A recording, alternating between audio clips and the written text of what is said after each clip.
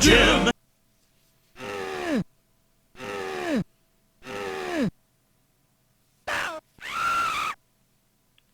Hello and welcome to Iron Dinos. I'm Sean and today I'm talking about Earthworm Jim. Earthworm Jim has a very special place in my heart. I absolutely loved this game as a kid on my SNES and its sequel, Earthworm Jim 2. But that's not quite what we're looking at today. Today we're looking at the version on the Mega Drive because for all my sins I could not get an emulator to run this properly with my controller. So, you know, this is I own it legitimately on the SNES. I actually have the HD version on the on Xbox, but I prefer the proper 16-bit graphics, if I'm honest with you. But yeah, I prefer the music on the SNES. I know that's not a popular opinion, but I actually prefer the way, like, this is clearly a more rounded sound, and this is obviously has more depth and more ability to bring out different sounding quote-unquote instrument sounds, if you will. But there's just something, maybe it's familiarity, but there's just something about the sound coming out of this SNES that's a bit harsher, I guess, which is the kind of music I like anyway. So, but anyway, we're not here to talk about the differences between the Genesis and the SNES versions, because they're relatively minor. What we're here to talk about is why I love Earthworm Jim and Earthworm Jim 2, and to a lesser extent the cartoon, because I was probably a little old for it by the time it finally came out, but fortunately I reckon if I'd have not been in college, I'd have been heading in that direction. So it was hungover Saturday, Sunday mornings or whatever when it was on. So, you know, it still works. But yeah, Earthworm Jim was one of the earliest games I put in and felt like I was playing a cartoon. And it really, and it's one of the first times I felt that games could be more than about, what, 5 pixels of animation? Because I've been playing games for a very, very long time. There wasn't much at the time that I had played that had as many frames per animation as this, that everything keeps moving. It's a thing I note in animation, because I enjoy animation. You can tell just by looking the difference between, say, a Disney movie and one of your Saturday morning cartoons. Now, when I was younger, I didn't understand that there were incredibly severe budget restrictions on that. But, you know, and even to the point where I'd watch Batman the Animated Series, one of my all-time favourite shows, and I'd watch, say, well, what else would have been around at the time? You could have watched almost anything else at the time, and there was a marked difference. It's why to this day I really like classic Isuo stuff, because even though it's not the prettiest, it had a style all of its own, and the animation was normally better than the rest of the shows. But I digress. But we're talking about this game, and the thing is, look how much moves when he walks. Look, his head wiggles, his arms go, his legs go. In Mario, like, maybe his arms will go up and down a tiny bit, but it's kind of the legs you're watching move. It's the same with Sonic. Sonic's legs actually turn into kind of a multicolored ball when he starts running fast, so they don't have to animate at all. Whereas this, even when he jumps, look how many frames of animation are in that. It's absolutely gorgeous. And then there's the design work. Like, this was clearly inspired by the by the cartoons of the day. You know, it's the Ren and Stimpy era and all that. It's absolutely stunning to look at. And again, although I'm more used to the SNES version for the sound, it sounds like a cartoon. Like, all of those sound effects sound different, and they all sound They all sound cartoony and over the top. There's not really the reason to put this many different sound effects into one game, unless it was, you know, unless they're trying to evoke the feeling of playing a cartoon, and it's something they've done absolutely incredibly here. That's not to take away from the fact that it's a fucking brilliant game. Like, it's a really, really well structured.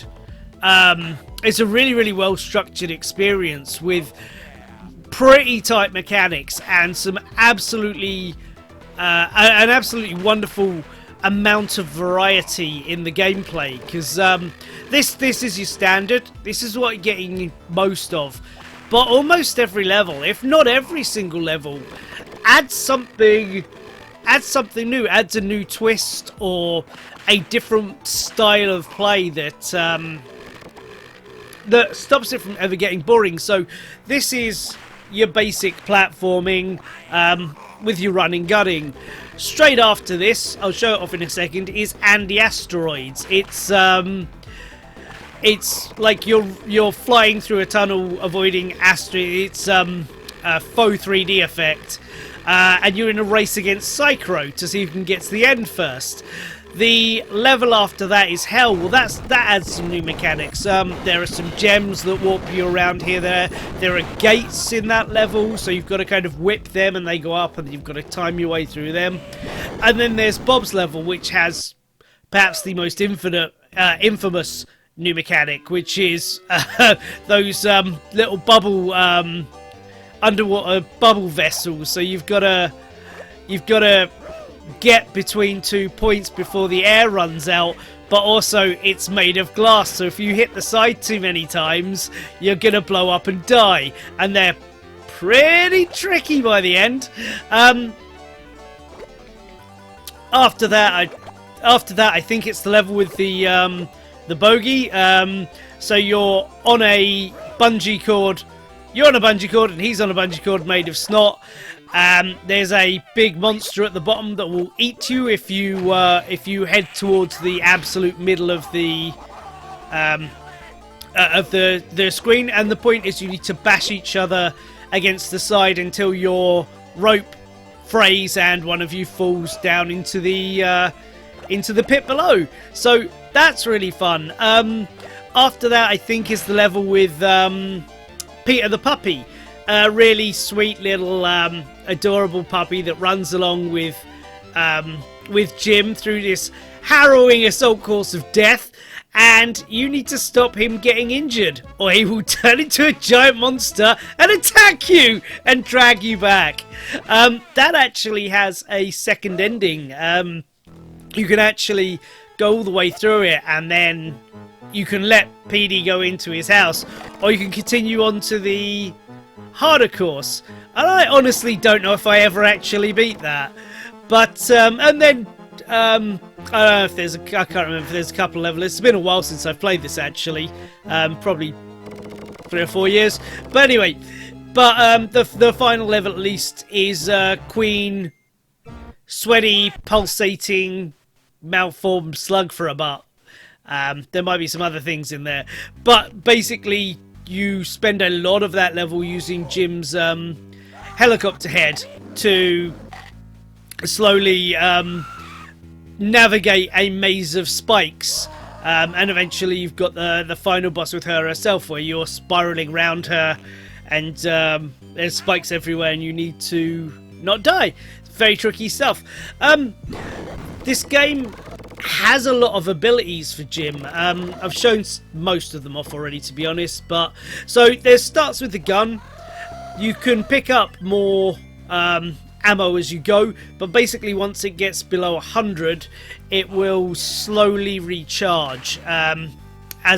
Is the state I'm now in, so I can't just open fire because I will run out of bullets, and then it will just stop firing until it replenishes a few. Jim, the worm part of Jim is a whip, can be used to traverse the level, can be used as a weapon. You've probably seen me do that here and there as well. His head also turns into a helicopter. You can climb across these vines. If he jumps up, he don't know why I jumped directly into that fire, but there we are.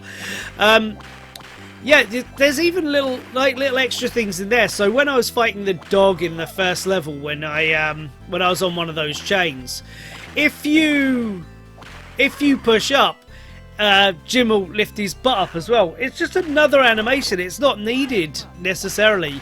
You know, you shoot down and you shoot the dog, but it's that amount of effort.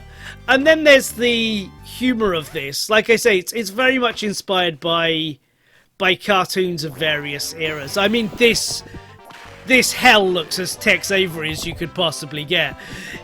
So you saw right in the first level, I had to launch a cow, dropped a refrigerator on a pivot, and it sent the cow flying. That's an important plot point for the game. Like this, you're now in hell fighting Evil the cat because, you know, cats are evil. And here's a cuddly little, you know, an adorable little horrible snowman enemy. It's all got an incredible sense of wacky humour to it that's just delightful. The second one is a bit more of a trip. There's all sorts of crazy shit in there, more than they even got away with in this one. But yeah, there's an awful lot of charm to the humour in this, I feel. Then there's the music itself. I touched on it earlier. All of the music in this is great. I mean, listen to how jaunty this tune is when I'm fighting a snowman enemy. It's got a real diverse musical score, but pretty much all of it is really good. Oh, actually, I'll tell you what, peek behind the curtain. That's why I can continue with my SNES emulated one. For some reason, I could not get the controller set up to do diagonal. So whenever I got up to something I needed to climb, I had a problem with it. And specifically on that, I could not climb diagonally at all. And it just made getting up that tiny incline impossible. So, you know, you're seeing my second recording here. And I've got to be honest, it's probably worth it because I've not played it in a few years. And it's harder than I remembered it being. You've seen I've died a couple of times already. I think if I sat down to play this properly, without recording it, you know, at my own pace and everything, I'd probably do level 1 to 3 a couple of times, turn it off, and then actually try and do a proper run of the game, and I'm sure I wouldn't have too much problem beating it. I said I've beat this game so many times when I was younger,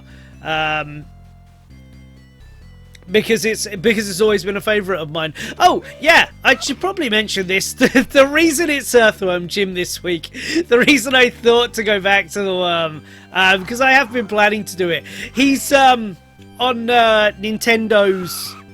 This is just heartbreaking. On you saw that continue, right? You saw it right there? Oh. So, on Nintendo's direct service, where you pay for their online thing, whatever it is, the Earthworm Jim 2 has just been launched on there. So I thought, if anyone's not... I probably should have played Earthworm Jim 2, but I prefer the first one. So if anyone's not played Earthworm Jim 2, and you have a subscription with Nintendo for your Switch... there you go, it's on there right now, and it is an absolute blast. My favourite level, I'm sure it's most people's favourite, or most memorable at least, is the level where you turn into like a stoat, and you're very clearly swimming through the insides of something living, and... and you get to the end of the level, and then it just turns into a fucking random game show. It's weird as hell. It's so crazy. What else is in the second game? Oh yeah, the second game has got the super gross minigame where Psycho is throwing babies out of a window and you have to bounce them across to Peter. And if the babies drop to the floor, they just actually kind of burst. It's fucking horrifying. But Yeah, the second one got away with a lot more than the first. I mean, is it worth mentioning Earthworm Jim 3D? I guess it is. It's fucking terrible. I do own it on good old games. Do you know what? I wish I had it for the N64, because it's probably worth a couple of pennies now. I also wish I had Clay Fighters. Like, when a local rental shop from me, I used to rent Clay Fighters on the N64 from there all the time because it had Earthworm Jim in it. And it was a fucking terrible game, but I liked playing as Earthworm Jim. So I actually rented that version all the time, and I should have fucking bought it because they went under and sold all their games. But I digress. Yeah, Earthworm Jim 3D is an absolute fucking disaster, to the point that it completely destroyed the franchise. Like, Jim had before Jim 3D, the cartoon was coming to an end before that released, obviously. But yeah, Jim just couldn't transition to 3D, or in fact, Jim could have transitioned to 3D. It's just the entire story, the production for that, and everything behind it is one of absolute. It's an absolute joke. No one behind it had the capability to make the game. No one at the company that owned the IP gave a shit about the game. They just wanted an Earthworm Jim game out cheap. It's a really sad story. It's a really sad end to Jim's original run. He has had something of a comeback over the previous years. His creator, a man who I won't support because of some pretty horrible views he has, but he's been releasing quick starter comics, and he and some of the other guys who worked at Shiny, who made the original, are coming back together to make Earthworm Jim 4. I'm not sure if I'm going to play it or not because of those reasons, but that's currently supposed to be an exclusive to the Amico system, if that actually comes out. You know, fingers crossed it does. Obviously, a lot of work has gone into trying to make that a viable thing, and the idea behind it is sweet. It's not for me. It's too basic. If they're like the Amico, here's my entire stance on the Amico, just randomly at the end of this Earthworm Jim video. So here you go.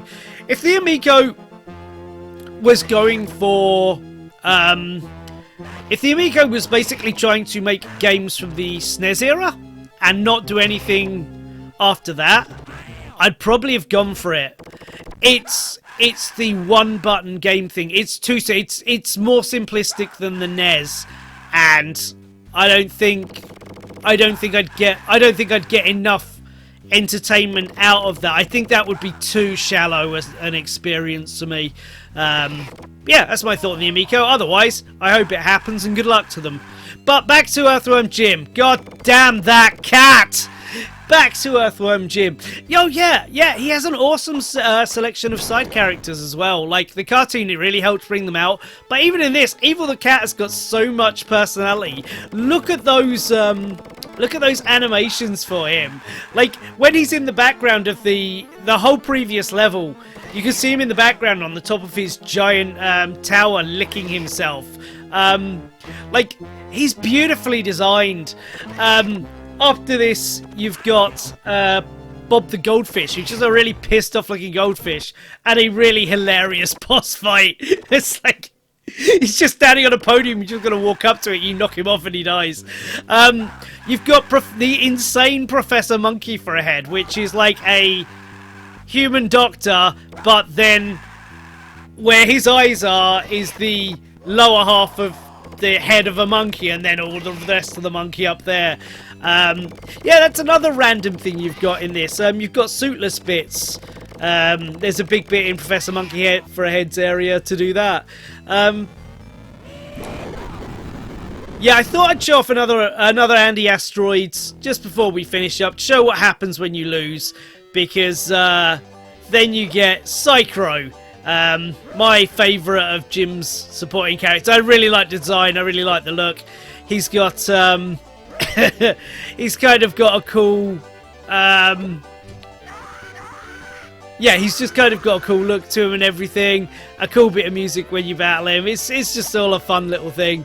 And he rose to become Jim's arch nemesis in the second game, and for the most part in the cartoon.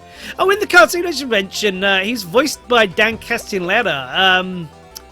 Homer Simpson himself voiced Earthworm Jim, which is pretty awesome. It I guess just goes to show the money they were throwing at the cartoon back at the time, because Dan Castellaneta had been doing The Simpsons for what, 6-7 years at that point. It's not, he's probably wasn't a cheap guy to get, so that's pretty cool. They wanted to market Jim, and that's all for the awesomeness. But yeah, Jim is coming back. He is a big part of my childhood, and maybe I'll play the new game, maybe I won't, but nothing's going to take away from me the fondness I have in my heart for the original game and its sequel, and the time I spent playing it on the NES back in the 90s, because it is an absolutely wonderful game, and it absolutely screams effort at every single turn. There were a lot of games back in this era that had a lot less effort put into them, even licensed games and stuff like that. The fact is, when they made this, they really wanted to make something special, and they really wanted to make something that looked and felt like a cartoon, and I absolutely think they nailed it with the first two Earthworm Jim games. So Jim, you're awesome. I salute you. Groovy! Earthworm Jim!